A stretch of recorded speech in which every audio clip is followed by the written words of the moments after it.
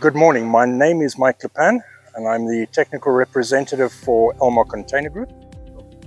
Once your container has arrived on site and you are ready to power up the container for the first time, you'll need to connect your container into your electrical circuit as outlined in the previous videos.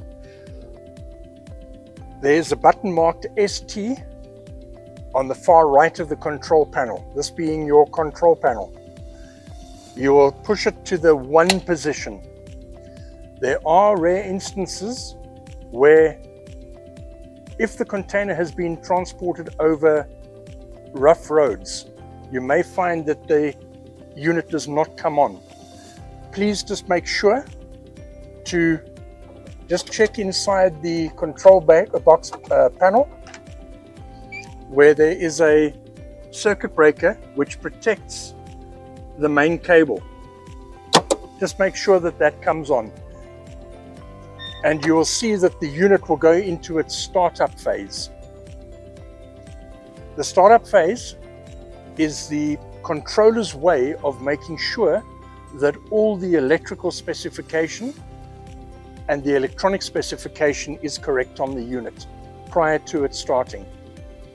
It might take a few seconds to start, but you'll note once it goes through its checks, all your lights should light up, indicating that all the lights are working and all your LED displays are working.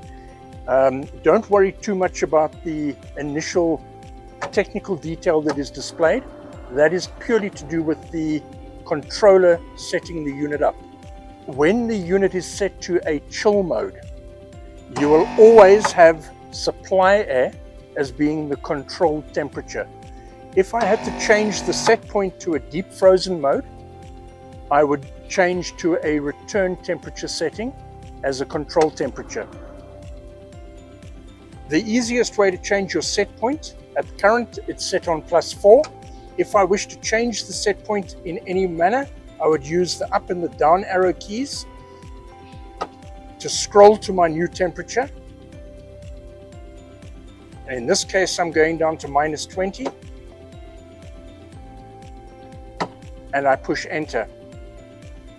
You'll see that the return air temperature light is now lit and the unit will operate as a frozen mode container.